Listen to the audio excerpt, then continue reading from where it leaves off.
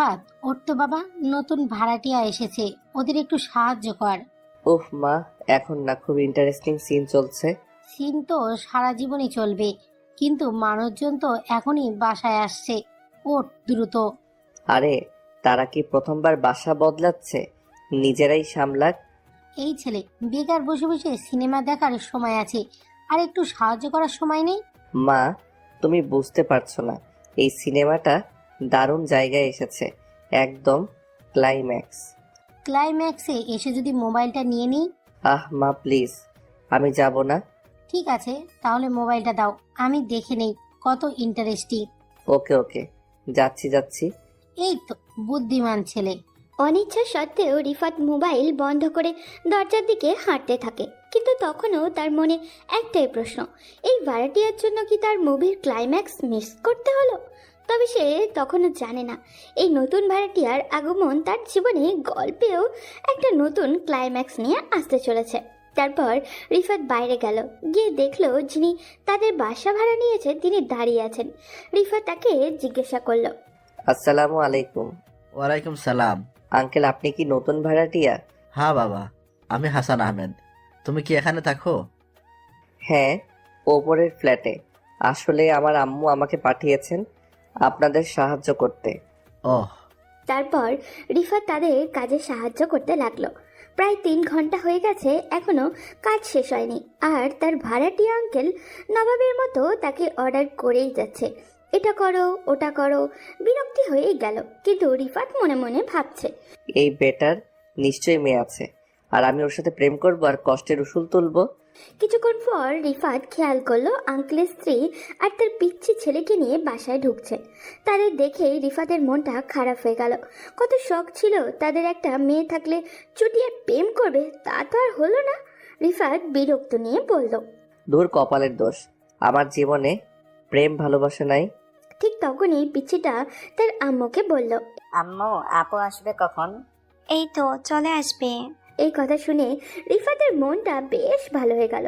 খুশিতে নাচতে মনে হচ্ছে ওর, তার মানে একটা মেয়ে আছে। তাই সে খুশিতে আরও কতক্ষণ কাজ করলো। হঠাৎ করে কিসের সাথে যেন ধাক্কা খেলো রিফাত। তার মনে হচ্ছে সে এখন তুলার বস্তার উপরে আছে। তখনই কে যেন চিৎকার দিয়ে উঠলো আর রিফাতকে বলল, এই ছেলে চোখ কোথায় থাকে? ঠিক তখনই রিফাত অবাক হয়ে বলে, এটা তুলার বস্তা না, একটা মেয়ে, আর মেয়েটা দেখতে খুব সুন্দর। হাঁ করে তাকিয়ে আছে রিফাত। তার মনের মাঝে কেমন কেমন লাগছে। প্রথম দেখায় রিফাত তার প্রেমে পড়ে গেছে। রিফাত ভাবতে লাগলো, যেইভাবে হোক এই মেয়েকে আমার বউ বানাতেই হবে। মেয়েটার দিকে রিফাত এক পলকহীন ভাবে তাকিয়ে আছে। তখন মেয়েটা বলল, কি হলো? কানে কম শুনছো নাকি? এভাবে হা করে তাকিয়ে কি দেখছো? মুখে মশা ঢুকবে। পরি দেখতেছি। কি দেখছিস? পেতনি দেখতেছি। আপনি দেখতে একদম পেতনির মতো। তুই আমাকে ধাক্কা দিয়ে ফেলে দিলি কেন? চোখে পকেটে নিয়ে চলাফেরা করিস? চোখ পকেটে না, কপালে নিয়ে চলাফেরা করি। আর আপনি তো আমাকে ধাক্কা দিলেন। সুন্দর ছেলে দেখলে মাথা ঠিক থাকে না, তাই না? কি বললি? আমি ধাক্কা দিছি? হ্যাঁ, আপনি ধাক্কা দিয়েছেন, তা নয়তো কি? দাঁড়া, আব্বুকে বলে তোকে এক্ষুনি কাছ থেকে বিদায় দিতেছি। আলহামদুলিল্লাহ, তাড়াতাড়ি করেন ভাই, আপনাদের বলে বোঝাতে পারবো না। এই কথা বলায় আমি অনেক খুশি হয়েছি। আব্বু, আব্বু এইদিকে আসো। কি হয়েছে মা? এইদিকে আসো, এই ছেলেকে এখনই বাসা থেকে বিদায় করো। কেন, ও কি করেছে? আমার সাথে ঝগড়া করছে। আরে মা, তুই একটু শান্ত হ, আর রুমে গিয়ে ফ্রেশ হয়ে নে। আর ও কাজের ছেলে না, এই বাসার মালিকের ছেলে। আচ্ছা, আমি যাচ্ছি। এই বলে মেয়েটি চলে গেল। তখন আঙ্কেল রিফাতকে বলল, আচ্ছা বাবা, তুমি কিছু মনে করো না, ও একটু জেদি, রেগে যায় অল্পতেই। না আঙ্কেল, সমস্যা নেই। আচ্ছা, অনেক কাজ করেছো, এখন রুমে গিয়ে রেস্ট নাও। আচ্ছা আঙ্কেল। তারপর রিফাত চলে আসলো আর মনে মনে বলল, শালারে, এতক্ষণে মায়ার নজরে পড়িয়েছে, কাজ করাতে করাতে একদম নাজেহাল করে দিয়েছে। তারপর রুমে এসে ফ্রেশ হয়ে একটা লম্বা ঘুম দিল। এক ঘুমে রাত কাবার। সকালে উঠে সকালে প্রকৃতি দেখতে ছাদে চলে গেল। কিছুক্ষণ পর ওই মেয়েটাও আসলো। এসেই রিফাতকে বলল, সরি কেন? কালকে খারাপ ব্যবহার করার জন্য। আসলে আমিও সরি, আপনাকে পেতনি বলার জন্য। আমাদের তো পরিচয় হলো না। আচ্ছা, তোমার নাম কি? রিফাত আহমেদ। তোমার নাম কি? আমার নাম জারা। কোন ক্লাসে পড়ো তুমি? Inter second year. আপনি? মেডিকেলে পড়ি। আমি তোমার সিনিয়র, সো আপু বলে ডাকবে কিন্তু। আচ্ছা ঠিক আছে। কিন্তু আমি তোমাকে তুমি করে বলবো। আচ্ছা। তারপর দুজনে মিলে অনেকক্ষণ আড্ডা দিল। আড্ডা দেওয়ার পরে রুমে চলে আসলো। রুমে এসে বসে আছে রিফাত। এমন সময় জারার আম্মু আসলো আর রিফাতকে বলল, বাবা, আমরা তো এখানে নতুন এসেছি, সুতরাং আমরা তো এখানে বেশি কিছু চিনি না। তুমি যদি যারাকে ওর মেডিকেল কলেজে দিয়ে আসতে তাহলে খুবই ভালো হবে, আমাদের নিশ্চিন্তে থাকতে পারবো। আচ্ছা আন্টি, সমস্যা নাই, আমি দিয়ে আসবো। তোমাকে অসংখ্য ধন্যবাদ বাবা। আরে ধন্যবাদ দিয়ে ছোট করবেন না, আমি তো আপনার ছেলের মতোই। এরপর আন্টি রুম থেকে চলে গেলেন। রিফাত নাস্তা করে রেডি হয়ে বের হলো, কিন্তু 2 ঘন্টা হলো বাইরে যাবার অপেক্ষায় দাঁড়িয়ে আছে সে, কিন্তু জারার কোনো দেখাই মিলছে না। রিফাত মনে মনে বলে, এই মেয়ে ডাক্তার হলে শিওর মানুষ মারবে। রোগীর কাছে যাওয়ার আগেই রোগী আল্লাহর কাছে পৌঁছে যাবে। রিফাত এইসব কথা ভাবছে, ঠিক তখনই তাকিয়ে দেখলো মহারানী জারা আসতেছে। এত লেট করতে পারে মেয়েরা, যেটা না বললেই নয়। সব কাজে লেট। কিন্তু আমার এক বোন আছে, তিনি যে কোনো কাজে আগেই রেডি হয়ে যেতেন। তার জন্য আমার পক্ষ থেকে দোয়া ও ভালোবাসা রইল। কিন্তু যারা যেভাবে সেজে নিচে আসছে, রিফাত তো পুরাই অবাক হয়ে হাঁ করে তাকিয়ে আছে। চোখের পলও সরাতেই পারছে না তার দিক থেকে। ঠিক তখনই যারা কাছে এসে তাকে বলল, কিরে, হা করে বলদের মতো তাকিয়ে কি দেখছিস? মুখ বন্ধ কর, নয়তো মশা ঢুকে যাবে। দেখি না, ভাবতেছি। কি ভাবতেছিস? তুমি কলেজে যাচ্ছ নাকি পার্কে ঘুরতে যাচ্ছ? চুপ কর বেয়াদব, যা রিক্সা ডাক দে। ওকে ডাকতেছি। ওই মামা, এইদিকে আসো। কোথায় যাবেন? মেডিকেল কলেজের সামনে। ওকে উঠে। তারপর যারা উঠলো আর রিফাত দাঁড়িয়ে আছে। তখন যারা তাকে বলল, কি হলো, উঠছিস না কেন? না মানে। কি এত মানে মানে করছিস? ওর তাড়াতাড়ি। রিফাত আর কিছু না বলে সোজা রিক্সায় উঠে গেল। মামা রিক্সা চালাইতেছে, রিফাত রিক্সার এক সাইডে কোণে মতো বসে আছে, আর যে কোনো সময় পড়ে যেতে পারে। তাছাড়া অনেক আনইজিও ফিল করছে ও। আর তাছাড়া কোনো মেয়ের সাথে কোনো দিন রিক্সায় ঘুরবে এটা কখনো ভাবেনি সে, তাই লজ্জা করছে প্রচণ্ড। কারণ রিফাত কখনোই কোনো দিন কোনো মেয়ের সাথে এতটা মিশতো না, এমনকি মেয়েদের সাথে কথা অব্দি বলতো না। রিফাত যে ভীষণ আনইজি ফিল করছে এটা যারা বুঝতে পারলো, আর রিফাতকে বলল, কিরে, ওভাবে বসে আছিস কেন? যে কোনো সময় পড়ে যাবি তো, ঠিক হয়ে বস। না মানে। ধুর বোকা, লজ্জা পাওয়ার কিছু নেই, এদিকে চেপে বস। তখন রিফাত আর কিছু না বলে চেপে বসলো, কিন্তু বুকের ভিতর কেমন জানি ধুকধুক করছে ওর। রিফাত কোনো মতে জারার কলেজের সামনে পর্যন্ত গেল। ভাড়াটা জারাই দিচ্ছে। অবশ্য রিফাত দিতে চেয়েছিল, কিন্তু জারা বলল আমি দিচ্ছি, তাই রিফাত আর কিছু বলল না। এমন সময় জারার বান্ধবীরা দেখলো তাদের। দেখেই একটা বান্ধবী বলল, আরে যারা, এটা আমাদের দুলা ভাই নাকি?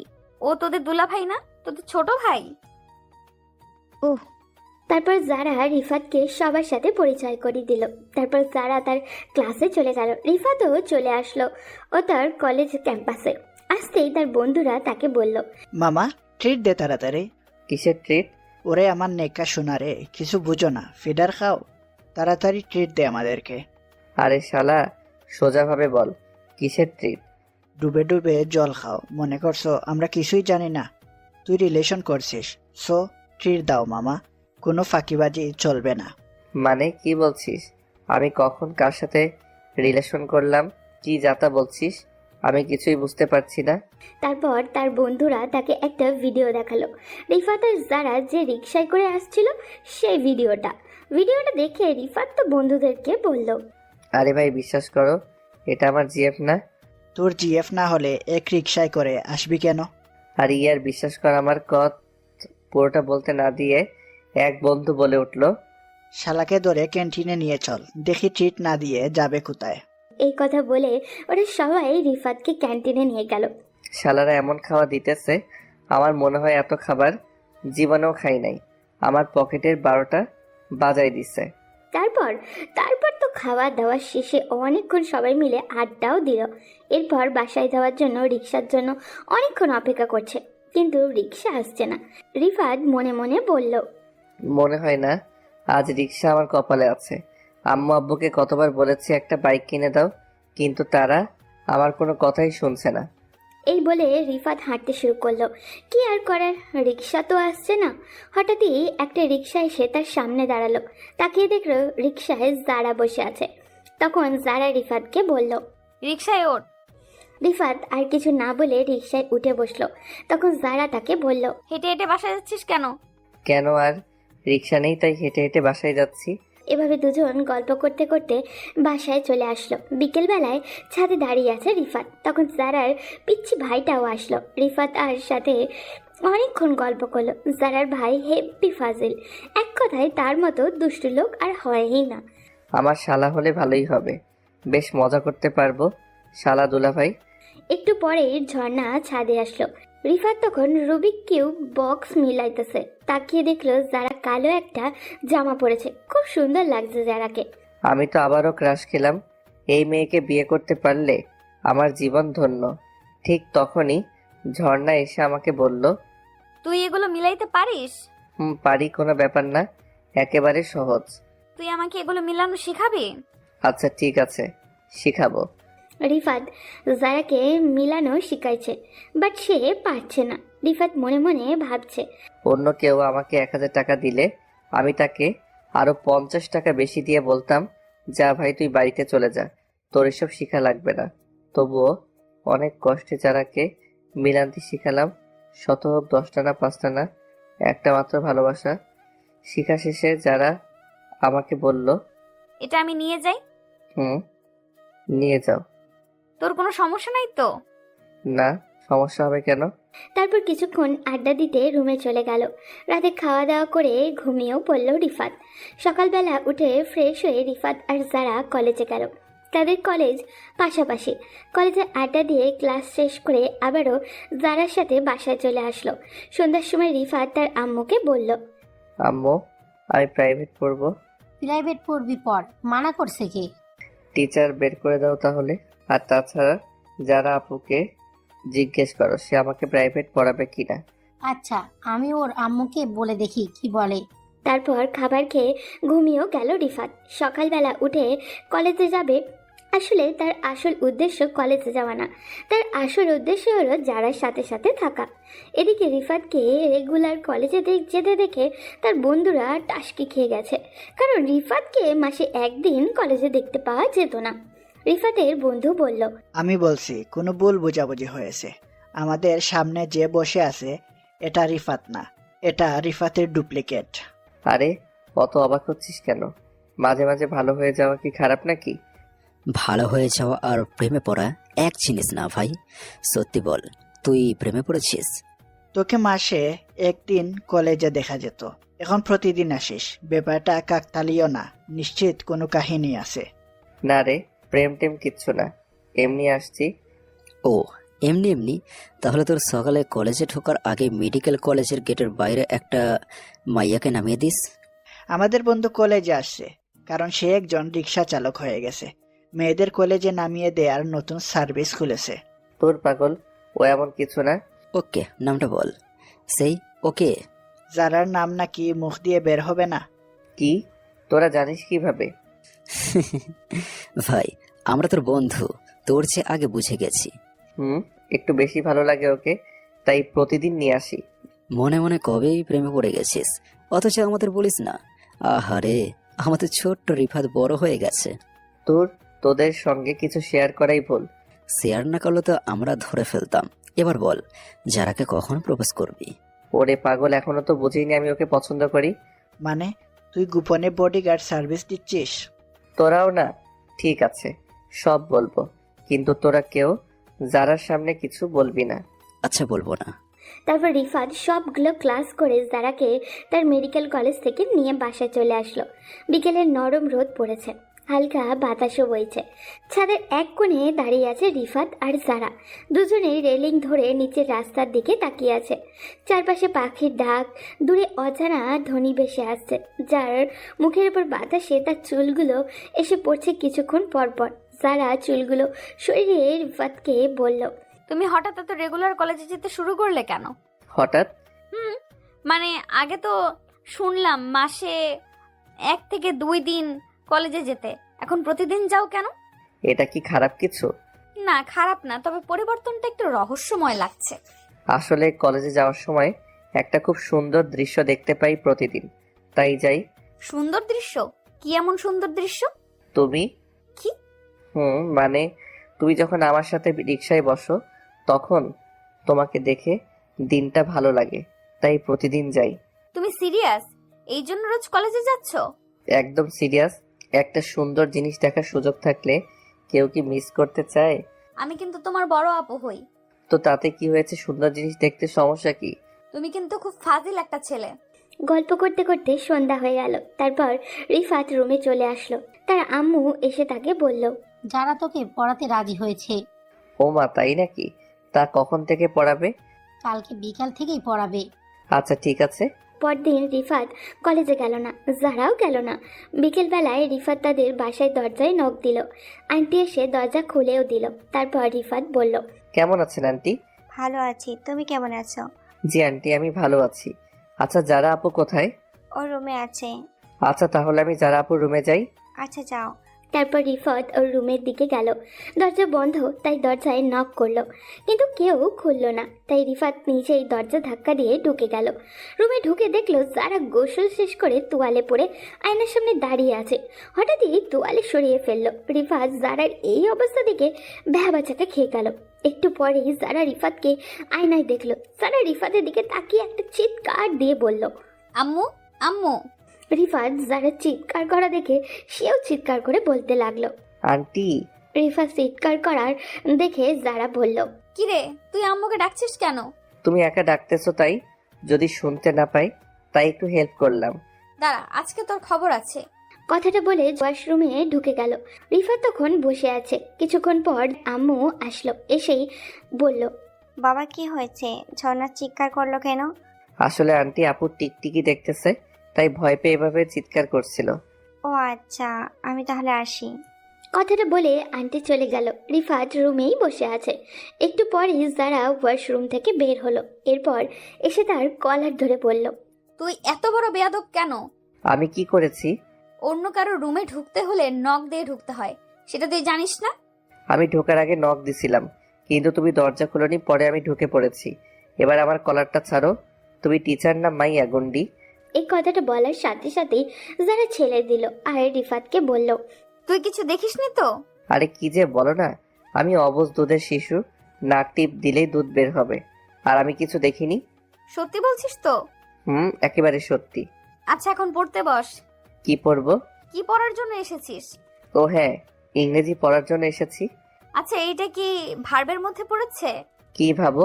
ভাব না, ভার্ব। ও আচ্ছা, কি ভার্ব? পারিস না তুই? পারি না বলেই তো প্রাইভেট পড়তে এসেছি। এটা হলো অক্সিলারি ভার্ব। কি বললা? আজগর আলীর বাপ? আরে গাধা, অক্সিলারি ভার্ব। ও, অক্সিলারি ভার্ব। তারপর আরো কিছু সময় পড়ে এলো। অনেকগুলো পড়া দিল। আসলে রিফাত এগুলো আগে থেকেই পারে।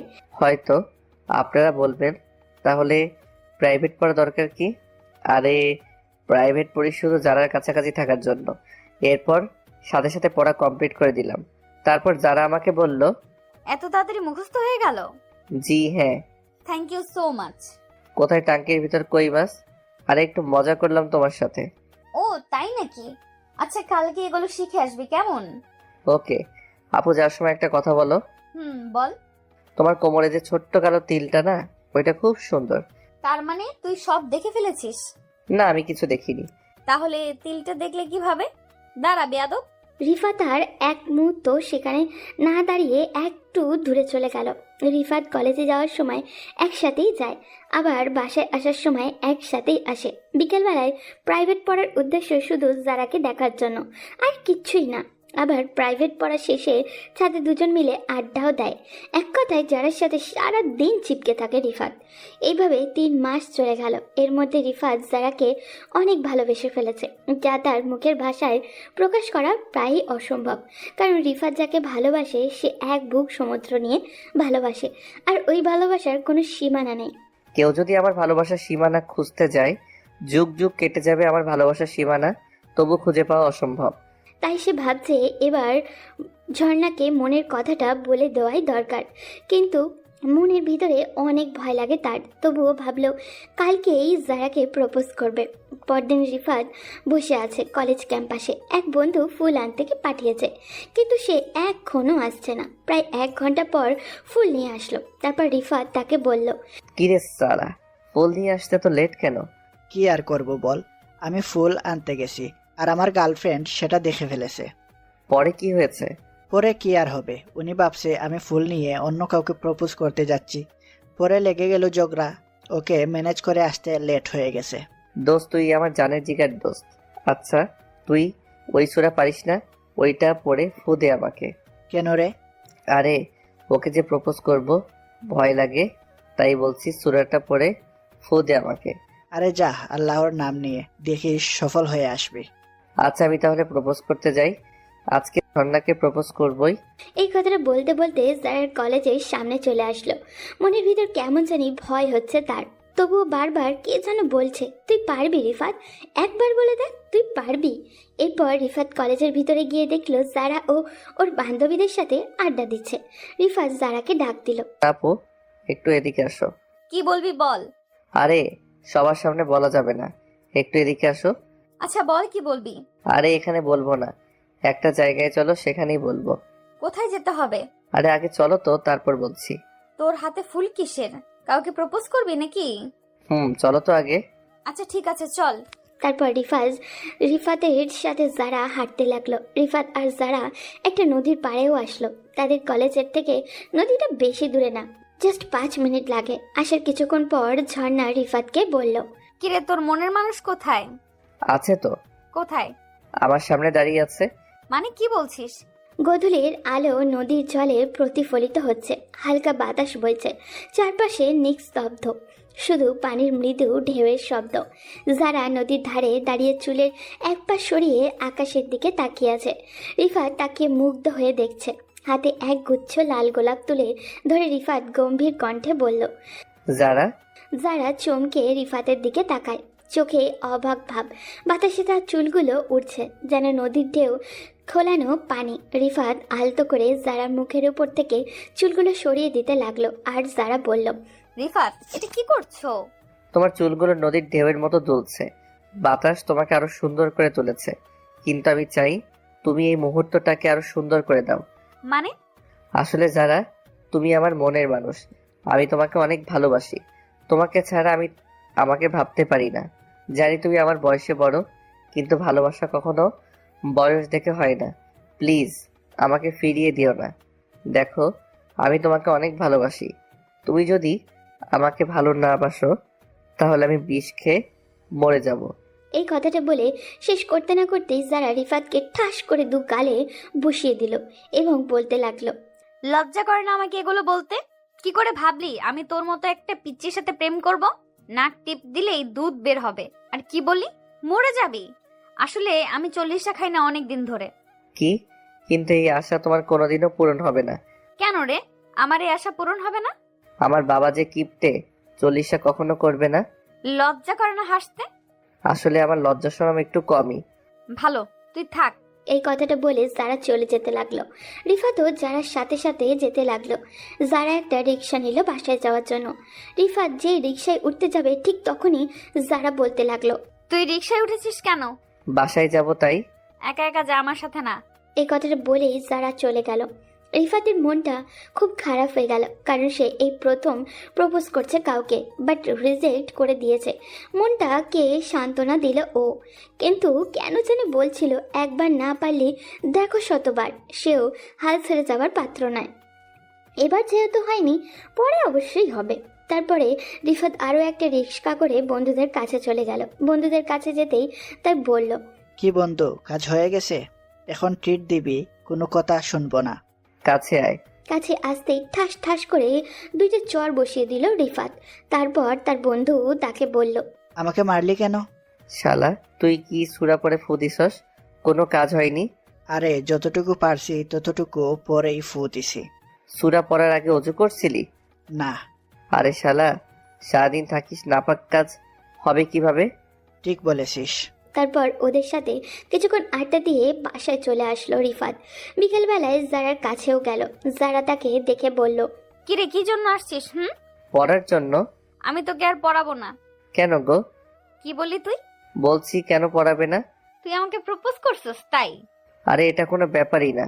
তারপর অনেক কষ্ট করে রিফাত পড়াশোনার জন্য রাজি করালো। যারা আজ এমন পড়া দিচ্ছে তার দাদাও এত পড়া পড়ে নাই। রিফাতের উপরে প্রতিশোধ নিতেছে যারা, তবু কষ্ট করে পড়লেও রিফাত ছুটির সময়। যারা একটা কথা বলি। কিরে তুই আমার নাম ধরে ডাকিস কেন? তোর খুব সাহস বেড়ে গিয়েছে। তোর সাহস তো কম না, তুই আমাকে তুই করে বলছিস। বউকে কি বলে ডাকবো? আচ্ছা এখন থেকে টুনির মা বলে ডাকবো। এই কে তোর বউ? বউ এখনো হওনি, কিন্তু খুব তাড়াতাড়ি আমার বউ হবা। দাঁড়া তুই। কথাটা বলে যারা ঝাড়ু নিয়ে আসতে গেল। রিফাত এক দৌড়ে বাসায় চলে আসলো। ওদিকে যারা রিফাতের 14 গোষ্ঠী উদ্ধার করছে। বিকেলবেলায় রিফাত ছাদে বসে আছে। কিছুক্ষণ পর যারাও ছাদে আসলো। রিফাত যারাকে বলল, কি গো বউ, জামাইকে দেখার জন্য আসছো? কে আমার জামাই? কেন আমি তোমার জামাই। ও তাহলে একটু দাঁড়া, আমি ঝাড়ুটা নিয়ে আসছি। এই কথা শুনে রিফাত বাসায় চলে আসলো। রাতে একটু পরে ঘুমিয়েও পড়ল ও। সকালবেলায় যারা কলেজে যাবে রিফাত তার পিছু নিল। যারা সাথেও গেল আর ভালোবাসার কথাও বলতে লাগলো। এরপর একটা রিক্সা নিয়ে চলে গেল ও। ক্লাস করতে কিছুই মন চাইছে না রিফাতের, তাই ক্লাস না করেই বাসায় চলে আসলো। বিকেলবেলায় প্রাইভেট পড়তে গিয়ে আবারও প্রপোজ করলো। আবারও 2টা চড় বসিয়ে দিল তার গালে আর বলল, তোকে আর প্রাইভেট পড়াবো না। তুমি কিন্তু আম্মুকে বলেছিলে আমাকে প্রাইভেট পড়াবে। কথা দিয়ে কথা না রাখলে কি হবে একবার ভাবছো তো? তারপর যারা আর কিছু না বলে বাধ্য হয়ে রিফাতকে পড়াতে লাগলো। রিফাত যারার পিছু সারা দিন লেগে থাকে আর যারা যেখানে রিফাত সেখানে। এভাবে আরও 3 মাস চলে গেল। এই 3 মাসে হাজারো বার প্রপোজ করেছে রিফাত। কখনো চড় খেয়েছে, কখনো দৌড়ানি, আর কোনো হিসাব নেই। আমার মনে হয় কোনো জিনকে এভাবে প্রপোজ করলে সেও রাজি হয়ে যেত। হঠাৎ একদিন রিফাত দেখলো যারা একটা ছেলের সাথে বসে আছে। দেখে বিশ্বাসই করতে পারছিল না রিফাত। মনে মনে বলল, যারা আমার সাথে এমনটা করলো কিভাবে? বুকের ভিতরটা কেমন জানি ব্যথা করতেছে। মন চাইছে শালাকে আচ্ছাভাবে ধরে কেলাই। যারার পাশে এই ছেলেকে দেখে রিফাত আর নিজেকে সামলাতে পারল না। ও তাই সে গিয়ে আর পাশে দাঁড়ালো আর বলল, এই বউ, তুমি এই ছেলের সাথে কি করো? এই কে তোর বউ? আর এই ছেলে কে মানে? তুমি আমার বউ আর এই ছেলে তোমার ফ্রেন্ড, তাই না? না তো। তাহলে কে হয় শুনি? আমার বয়ফ্রেন্ড। এই কথা শুনে অনেক কষ্ট পেল রিফাত, তবুও যারাকে বলল, সত্যি করে বলো, এই ছেলেকে?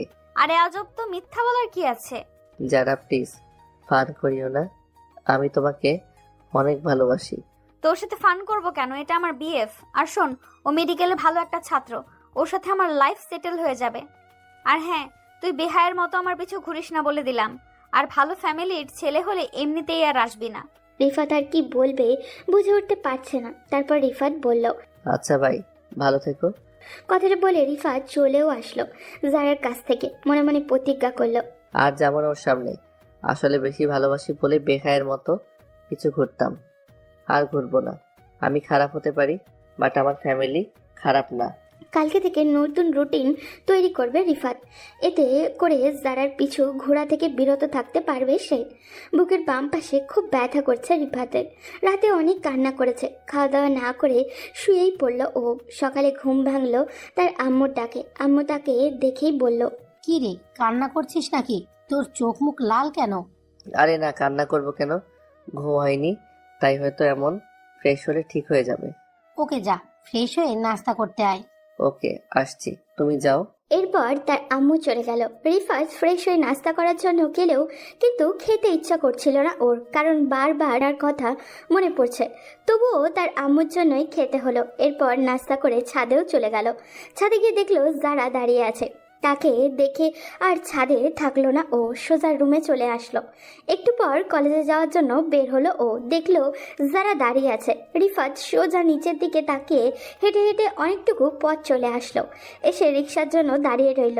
যারা তাকে এইভাবে আসতে দেখে পুরাই তো অবাক। এরপর যারা একটা রিক্সা নিয়ে চলে গেল। রিফাতও একটা রিক্সা নিয়ে কলেজে চলে আসলো। তারপর কলেজে ক্লাস করে বাসায় চলে গেল। এখন আর জারার কাছে প্রাইভেট পড়তে যায় না সে, কারণ জারাকে দেখলেই নিজের অজান্তেই চোখের পানি চলে আসে আর খুব কষ্টও লাগে তার। আর তাছাড়া জারার কাছ থেকে দূরে দূরে থাকার চেষ্টা করে ও, তাই প্রাইভেট পড়তে যায় না। তবুও মাঝে মাঝে ভুলবশত সামনে পড়ে যায় জারার। এখনও ছাদে বেশি একটা যায় না রিফাত। যারা ভালো করেই বুঝতে পারছে রিফাত তাকে ইগনোর করছে। যারা রিফাতের সাথে অবশ্য কথা বলতে চায়, কিন্তু এর আগেই রিফাত কেটে পড়ে। যারা রিফাতের রুমে আগে আসতো বাট কম, কিন্তু এখন একটু বেশি বেশি আসে।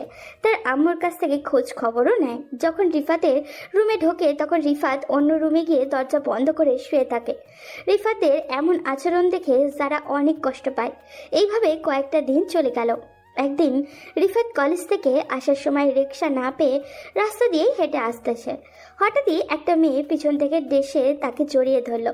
তখন যারা মেডিকেল থেকে বের হয়ে রিক্সা করে বাসায় যেতে লাগলো। এমন সময় রিফাতকে এই অবস্থায় দেখে ফেললো ও। যারা রাগে লুক নিয়ে রিফাতের দিকে তাকালো, তারপর চলেও গেল। তারপরে রিফাত মেয়েটাকে বলল, কি ব্যাপার, পিছন থেকে জড়িয়ে ধরলেন কেন? আসলে ভাইয়া সরি, আপনাকে পেছন থেকে আমার বয়ফ্রেন্ডের মতো লাগছিল। বয়ফ্রেন্ড হলে কি পাবলিক প্লেসে এভাবে জড়িয়ে ধরবেন? দিলেন তো 12টা বাজিয়ে। কারণ যারা রিফাতকে এভাবে দেখে মনে করেছিল মেয়েটা তার জিএফ। এভাবে জড়িয়ে ধরতে দেখে খুব রেগে গিয়েছিল। রাগে চোখ মুখ একদমই লাল হয়ে গেছে। এরপর রিফাত বাসায় চলে আসলো। রুমে শুয়ে আছে।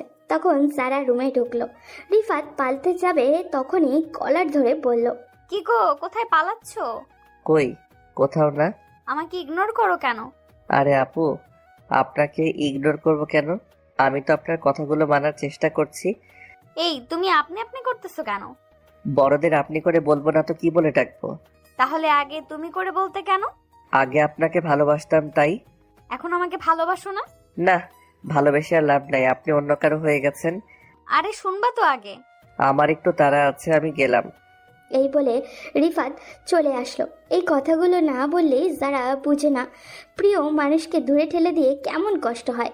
রিফাতেরও একসময় এমনই হয়েছিল। কয়েকটা দিন কষ্ট দিয়ে পরে মেনে নিবে সে। রিফাত যারাকে দেখে তার বান্ধবীর সাথে হেসে হেসে কথা বলে। যারা দেখে আর অনেক রেগে যায়। যারাকে রাখতে অবশ্য ভালোই লাগে তার। পরক্ষণে রিফাত মনে পড়ে যায় যারা তো বয়ফ্রেন্ড আছে। আর ইদানিং যারা অনেক শুকিয়ে গেছে। মনে হয় ঠিক মতো খাবার খায় না ও, আর কান্না করে মনে হয়, কারণ তার চোখ মুখ ফুলে লাল হয়ে গেছে। এইভাবে কয়েকটা দিন চলে গেল। একদিন রাতের বেলায় রিফাত বাসায় আসছে। একটা ফ্রেন্ডের জন্মদিনে গেছিল ও। ওইখান থেকে আসতে লেট হয়ে গেছে। এরই মধ্যে বৃষ্টি নামতে লাগলো। এমন সময় রিফাত দেখলো কিছু বখাটে একটা মেয়েকে ডিস্টার্ব করছে। রিফাত ওদের কাছতে গেলেও মেয়েটা আর কেউই নয়, যারাকে দেখে আরো বেশি রাগ উঠেছে রিফাতের। কারণ এত রাতে এখানে কেন এসেছে? রিফাত বখাটেদের বলল, কি ব্যাপার, বড় ভাই মেয়েটাকে ডিস্টার্ব করছেন কেন? তোকে বলা লাগবে? অবশ্যই বলতে হবে। এই কথা বলতে রিফাতকে এক ঘুষি মারে। তারপর রিফাতও দিল সবগুলোকে উড়াধুরা মায়ের।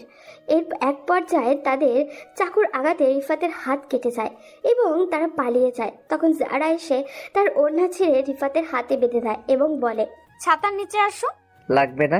পরে জ্বর আসবে তো। বেশি কথা বললে একা রেখে চলে যাব। ওকে, চুপ করে থাকলাম। তারপর যারা আর কোনো কথা বলল না। রিফাত বাসায় এসে কাপড় চেঞ্জ করে ফ্রেশ হয়ে নিল। তারপর একটা ঘুমও দিল। রাতে তেমন কিছু না হলেও সকালে কেমন জানি জ্বর জ্বর লাগছে রিফাতের। বিকেলে জ্বর আরও বেড়ে গেল। বিছানা থেকে উঠতে পারছে না ও একদমই। সন্ধ্যাবেলায় হসপিটালে নিয়ে গেল রিফাতকে। পরে আর কিছুই মনে নেই তার। পরের দিন সকালবেলায় উঠে রিফাত দেখলো যারা তার বুকের ওপরে শুয়ে আছে। রাতে মনে হয় জেগেই ছিল। রিফাত নড়াচড়া করতেই যারা জেগে গেল। তারপর যারা রিফাতের মাথায় হাত দিয়ে বলল, জ্বর তাহলে একটু কমেছে? রিফাত, একটা কথা বলি। একটা কেন, হাজারটা বলেন। রিফাত, আমি তোমাকে অনেক ভালোবাসি।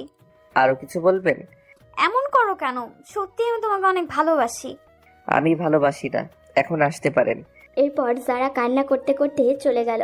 রিফাত ভাবলো, আর ওকে কাঁদানো যাবে না, 2 দিন পর ওর জন্মদিন, ওকে মেনে নিব। এইসব ভাবতে ভাবতে রিফাতের আম্মু এসে বলল তাকে, কি রে, যারাকে কি বলেছিস কান্না করতে করতে চলে গেল? কই কিছু বলিনি। মেয়েটা কত লক্ষ্মী, সারাটা রাত ঘুমায়নি, না ঘুমিয়ে তোর সেবা করেছে। এরপর হসপিটাল থেকে বাসায় চলে আসলো। দেখতে দেখতে প্রায় 2 দিন চলে গেল। জারার জন্মদিন চলে আসলো। তারপর রিফাত রাতে কল দিলেও জারাকে 5বারের মাথায় কল রিসিভ করলো ও। তারপর রিফাত বলল, যারা একটু ছাদে আসো প্লিজ। এত রাতে কেন ছাদে আসবো? আসতে বলেছি, আসো। একটু পর রিফাত ছাদে চলে আসলো। ঝর্ণা আসার সাথে সাথেই রিফাত ছাদে লাইট জ্বালিয়ে দিল। টেবিলে একটা জন্মদিনের কেক আছে। এগুলো সব আগেই প্ল্যান করে রেখেছে রিফাত। তারপর রিফাত জারাকে উইশ করলো আর একটা আংটি দিয়ে প্রপোজ করলো।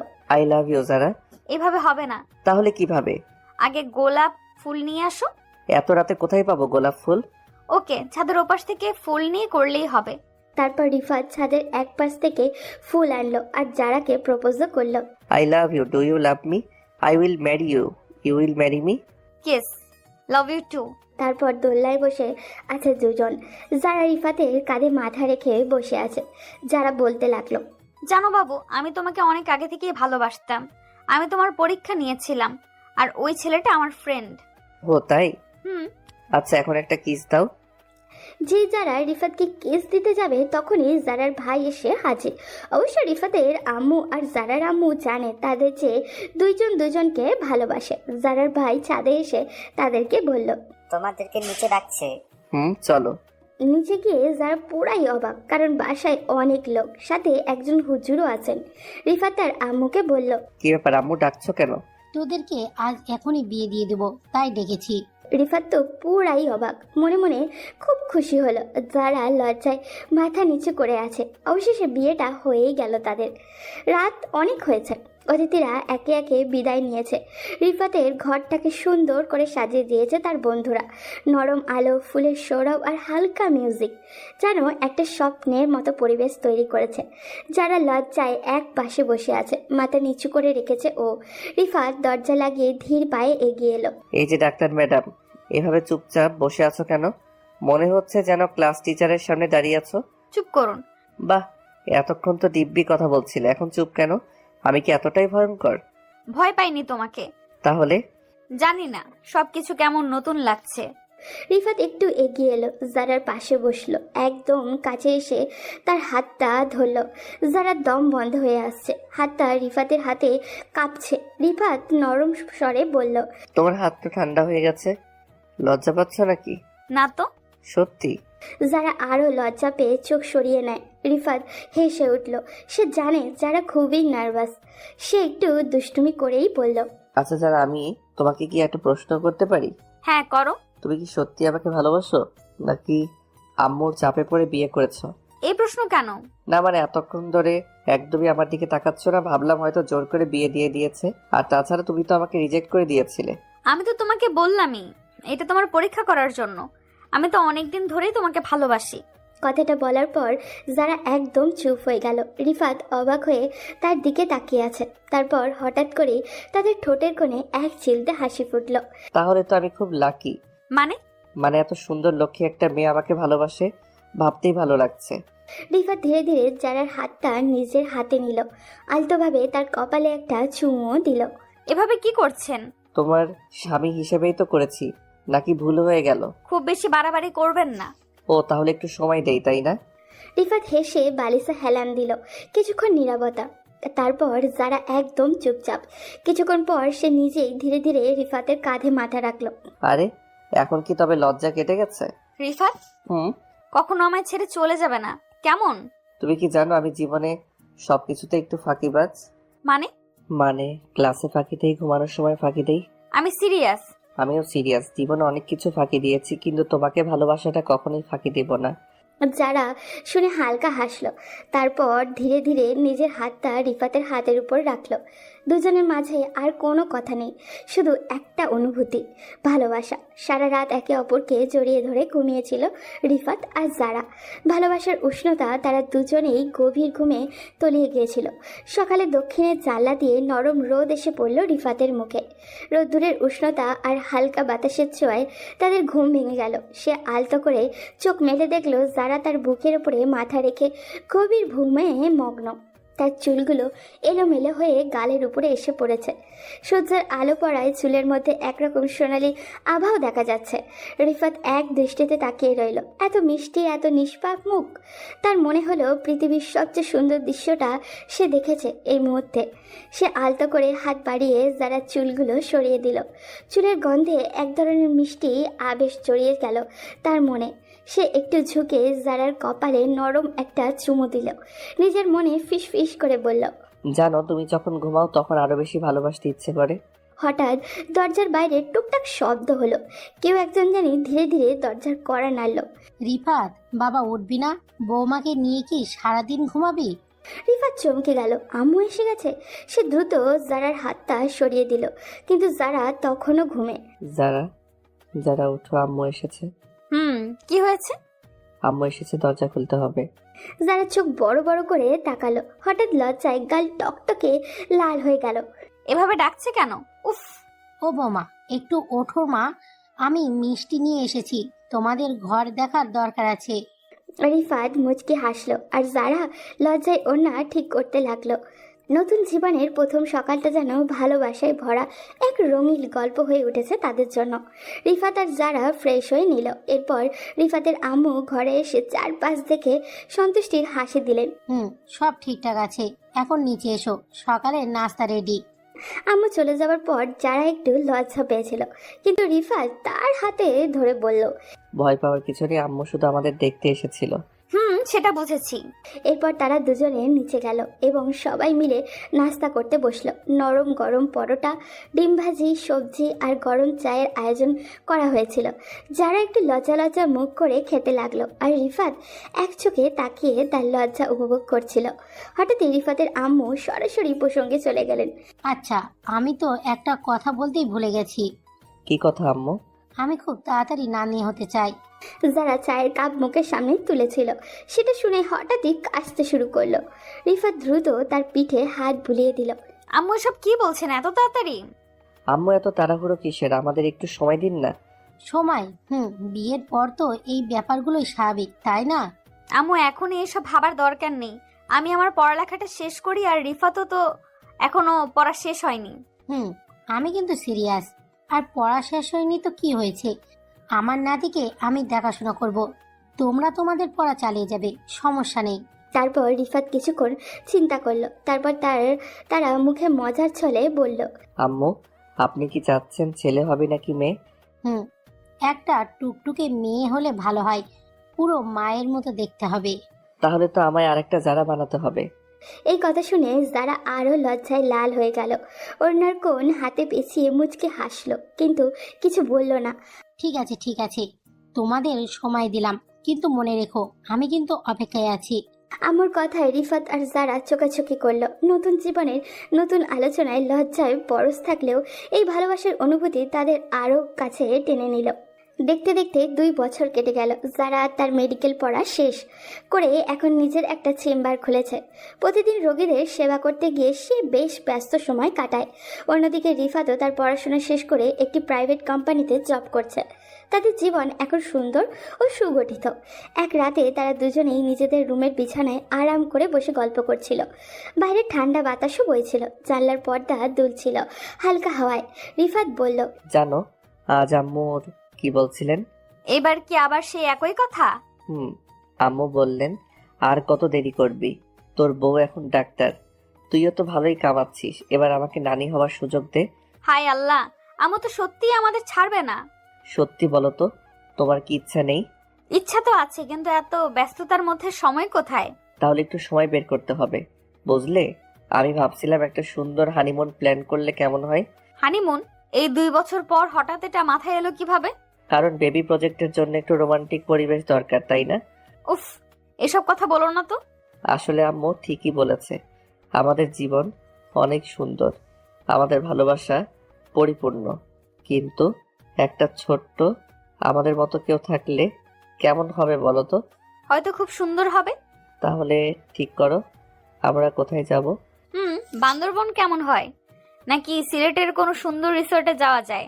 পাহাড়ি জায়গা ভালো, কিন্তু সি বিচে রোমান্সের মজা আলাদা। তাহলে মারমেড বিচ রিসোর্ট কেমন হবে? ও মাই গড, সেটা দারুণ হবে।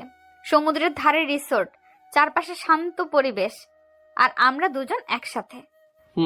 এই ট্রিপটা কিন্তু শুধু ঘোরাঘুরির জন্য না, আম্মুর ইচ্ছা পূরণের মিশন শুরু হবে এখান থেকেই। আহ, তুমি না একদম পাগল। পাগল তো তোমার জন্যই। তাহলে ঠিক রইলো, উইকেন্ডে আমরা রওনা দিচ্ছি মারমেড বিচ রিসর্টে, ঠিক? ঠিক আছে, দেখা যাক কি হয়। সিদ্ধান্ত হয়ে গেল। এবার শুরু হবে তাদের জীবনের নতুন এক অধ্যায়, ভালোবাসার নতুন স্বপ্নের এবং ছোট্ট একটি পরীর অপেক্ষার। তারপর তারা তাদের সিদ্ধান্ত তার মাকে জানায় এবং তার মায়ের কাছ থেকে অনুমতি নিয়ে তারা উইকেন্ডে সেই রিসর্টে চলে যায়। আগে থেকেই একটা রুম বুক করা হয়েছিল। রিফাত এবং তাদেরকে বলেছিল হানিমুনের জন্য, সুন্দর করে রুমটি সাজানোর জন্য। রিফাত আর যারা হাতে হাত ধরে রিসর্টের রুমে প্রবেশ করলো। দরজাটা খুলতেই এক মিষ্টি সুগন্ধ তাদেরকে ঘিরে ধরল। চারপাশে ছড়ানো লাল গোলাপের পাপড়ি, মৃদু হলুদ গাঁদা ফুলের সাজ, আর রুমের কোণায় মৃদু জ্বলতে থাকা মোমবাতি আলো পুরো পরিবেশটাকে যেন এক স্বপ্নময় জগতে পরিণত করেছে। জানলা দিয়ে দেখা যাচ্ছে দূরে সাগরের ঢেউ শান্ত গর্জনে তীরে এসে আছড়ে পড়ছে, আর চাঁদের আলো পড়েছে নরম সাদা বিছানার উপরে। যারা রুমে ঢুকতেই অবাক হয়ে গেল। ও মাই গড রিফাত, এটা তো একদম সিনেমার মতো। তুমি এগুলো সব প্ল্যান করেছো? প্ল্যান তো আগেই করেছিলাম, কিন্তু তোমার এক্সপ্রেশনটা দেখার জন্য অপেক্ষা করছিলাম। সত্যি বলছি, এটা একদম আমার স্বপ্নের মতো হয়েছে। শুধু সাজানো রুম দেখে এত খুশি? আসল চমক তো এখনো বাকি। রিফাত ধীরে ধীরে পেছন থেকে জারাকে জড়িয়ে ধরে। যারা চুলে লেগে থাকা গোলাপের সুগন্ধ রিফাতকে যেন আরও বেশি মুগ্ধ করে তুলেছে। যারা একটু লজ্জা পেয়ে চোখ নামিয়ে নেয়, কিন্তু তার ঠোঁটের কোণে লুকিয়ে থাকা হাসিটা রিফাত ঠিকই ধরে ফেলে। রিফাত নরম কণ্ঠে বলে, জানো আমরা একসাথে কতটা পথ পেরিয়ে এসেছি? সেই দিনগুলো যখন তুমি শুধু আমার আপু ছিলে, তারপর প্রেমিকা, আর এখন আমার জীবন সঙ্গিনী। সবকিছু এত সুন্দরভাবে কেটেছে যে বুঝতেই পারিনি কখন এত ভালোবাসা জমে গেছে আমাদের মাঝে। শুধু জমে গেছে, আমি তো চাই এবার সেই ভালোবাসা থেকে কিছু সৃষ্টি হোক। রিফাত, তুমি না। রিফাত ধীরে ধীরে জারার হাত নিজের হাতে নেয়। এরপর আলতো করে তার কপালে একটা চুমু খায়। সত্যিকারের আবেগ নিয়ে বলে, আমি চাই আমাদের জীবনের নতুন অধ্যায় শুরু হোক আজকের এই রাত থেকে। আম্মুর স্বপ্নটাও তো পূরণ করতে হবে, তাই না? শুধু আম্মুর স্বপ্ন না, আমাদেরও তো স্বপ্ন। রিফাত হাসে, তারপর জারার মুখের দিকে তাকিয়ে থাকে। চারপাশে রোমান্টিক পরিবেশ, হালকা হালকা বাতাসে দুলতে থাকা পর্দা, মোমের আলো ছায়ার খেলা, সব মিলিয়ে মুহূর্তটা যেন এক পরিপূর্ণ ভালোবাসার চিত্র আঁকছে। রিফাত ধীরে ধীরে জারার মুখের কাছে আসে। তাদের নিঃশ্বাস মিলেমিশে এক হয়ে যায়। জারা লজ্জায় চোখ বন্ধ করে ফেলে। রিফাত তার কপালে আলতো করে চুমু দেয়, তারপর মৃদু স্বরে বলে, আমি চাই আমাদের ভালোবাসার সবচেয়ে সুন্দর প্রতিফলন আসুক এই পৃথিবীতে, আমাদের ভালোবাসার সাক্ষী হয়ে। যারা কিছু বলে না, শুধু রিফাতকে আরো শক্ত করে জড়িয়ে ধরে। বাইরে সমুদ্রের ঢেউ আরো উত্তাল হয়ে ওঠে, যেন প্রকৃতিও তাদের ভালোবাসার সাক্ষী হতে চায়। জানলার পর্দা বাতাসে উঠতেই থাকে, মোমবাতির আলো একটু একটু করে কমে আসে। এভাবেই শুরু হয় রিফাত ও জারার নতুন এক অধ্যায়, ভালোবাসার নতুন জীবনের নতুন এক অতিথির অপেক্ষায়। এভাবেই দুজনের ভালোবাসা কেটে যায় প্রায় 9টি মাস। ভালোবাসার প্রতিটি মুহূর্ত যেন ছিল অমূল্য। যারা এখন চেম্বারে যেতে পারে না, কেবল বাসায় থাকতে হয়। তার শরীর ভারী হয়ে গেছে আগের থেকে, তবে ভালোবাসা ও অস্থিরতা তার মধ্যে প্রবাহিতই হচ্ছিল। একদিন রিফাত অফিসে ছিল আর যারা বাড়ির সিঁড়ি দিয়ে নিচে আসছিল। হঠাৎ করে পা পিছলে যায় আর জারার সিঁড়িতে পড়ে যায়। তীব্র যন্ত্রণায় তার ঠোঁটে বেরিয়ে আসে একটা কষ্টের চিৎকার। রিফাত অস্থির পায়ে হাসপাতালের করিডোরে পায়চারি করছিল। তার হাতে ঘামে ভিজে গেছে, বুকের ভেতরটা অজানা আশঙ্কায় ধক ধক করছে। বারবার সে অপারেশন থিয়েটারের দরজার দিকে তাকাচ্ছে, কিন্তু সময় যেন থমকে গেছে। আল্লাহ, বাচ্চাটাকে সুস্থ রেখো, আমার জায়গাটাকে ঠিক করে দাও। ঠিক তখনই অপারেশন থিয়েটারের দরজা খুলে গেল। একজন ডাক্তার ধীর পায়ে বেরিয়ে এলেন। তার মুখে এক ধরনের প্রশান্তি ফুটে উঠেছে, কিন্তু চোখে কিছুটা চিন্তার স্পষ্ট। শুভ সংবাদ, বাচ্চাটি সম্পূর্ণ সুস্থ আছে। একটি ফুটফুটে কন্যা সন্তান হয়েছে। রিফাতের চোখে আনন্দের জলে চলে এলো, কিন্তু ডাক্তার তখনও থেমে যাননি। তবে মায়ের অবস্থা এখনো স্থিতিশীল নয়। প্রচুর রক্তক্ষরণ হয়েছে, তার শরীর খুব দুর্বল। আমরা আপ্রাণ চেষ্টা করছি, তবে আপনারা সবাই দোয়া করেন। আমি কি একবার দেখতে পারবো? এখনই নয়, কিন্তু কিছুক্ষণ পর আমরা তাকে আইসিইউতে স্থানান্তর করব, তখন দেখা যাবে। রিফাতের পা যেন আর তাকে ধরে রাখতে পারছিল না। সে ধপ করে চেয়ারে বসে পড়ল, মাথা নিচু করে 2 হাতে মুখ চেপে ধরল। তার কল্পনাতেও আসেনি যে এত আনন্দের দিনে তার জীবনের সবচেয়ে গুরুত্বপূর্ণ মানুষটি জীবন মৃত্যুর সন্ধিক্ষণে থাকবে। রিফাতের আম্মু কাঁদতে কাঁদতে আল্লাহর কাছে দোয়া করতে থাকলেন। হে আল্লাহ, আমার বৌমাটাকে সুস্থ করে দাও, ওর জন্যই তো আজ আমাদের ঘর আলোয় ভরে উঠেছে। রিফাতের মাথা তুলে মায়ের দিকে তাকালেন, তারপর ধীরে ধীরে উঠে দাঁড়িয়ে গভীর শ্বাস নিয়ে বললেন, না, আমার যারা আমাকে ছেড়ে যেতে পারে না, সে ঠিক সুস্থ হয়ে উঠবে, আমাদের মেয়ের জন্য, আমাদের ভালোবাসার জন্য। সে জানালার পাশে দাঁড়িয়ে চোখ বন্ধ করলো, মনে মনে শুধু একটাই প্রার্থনা, হে আল্লাহ, আমার ভালোবাসাকে ফিরিয়ে দাও আমাদের নতুন জীবনের জন্য। করিডোরের বাইরে তখন প্রথম সকালবেলার আলো ফুটছিল। নতুন সূর্যোদয় আলো কি নতুন জীবনের বার্তা নিয়ে আসবে কে জানে। পরদিন সকালে হাসপাতালের পরিবেশ ছিল একেবারে পরিবর্তিত। রিফাত তখনও গভীর উদ্বেগে ছিল। গত রাতে তার কাছে যেন একটা দীর্ঘ স্বপ্নের মতো মনে হয়েছিল। গত রাতের অপারেশন থিয়েটারের কঠিন মুহূর্তগুলো তাকে অনেক কিছু শিখিয়েছিল, কিন্তু আজ দিনটা একটু আলাদাই ছিল। ডাক্তার এসে বলেছেন যে যারা অনেকটাই সুস্থ হয়ে উঠেছে এবং তাকে আইসিইউ থেকে বের করে সিটে দেওয়া হয়েছে। রিফাত কিছুতেই অপেক্ষা করতে পারছিল না। সে তড়িঘড়ি করে রুমে ঢুকে গেল। চুপচাপ দাঁড়িয়ে থাকতে থাকতে তার চোখে দেখা গেল এক ধরনের গভীর কষ্ট আর বিস্বস্তির মিশ্রণ। আর তখনই যারা মিষ্টি করে তাকে দেখল। তুমি তুমি আসছো? আমার জন্য এত চিন্তা করছিলে? রিফাত তার পাশে গিয়ে বসলো, কাঁধে হাত রাখলো। তার চোখের মধ্যে অদ্ভুত এক জোয়ার যেন ভেসে উঠেছিল। তুমি জানো, যখন তোমার চিৎকার শুনেছিলাম মনে হচ্ছিল পৃথিবীটাই থেমে গেছে। আমি ভেবেছিলাম আমি তোমাকে হারাবো। যারা চোখ বন্ধ করে একটু গভীর শ্বাস নিল। তার চোখে এক ধরনের শান্তি আর হৃদয়ের অদ্ভুত এক প্রশান্তি। সে রিফাতের হাত শক্ত করে ধরল, যেন আরও একবার তার উপস্থিতি অনুভব করতে চায়। আমি জানি তুমি আমার পাশে আছো, তোমার ভালোবাসা আমাকে শক্তি দিয়েছে। এখন আমি বাচ্চার জন্য সবকিছু করতে পারবো। তুমি জানো, এটা আমাদের জন্য সবচেয়ে বড় উপহার। হ্যাঁ, আমাদের ছোট্ট পরী এসেছে, আমাদের দুনিয়ার সব থেকে মূল্যবান রত্ন।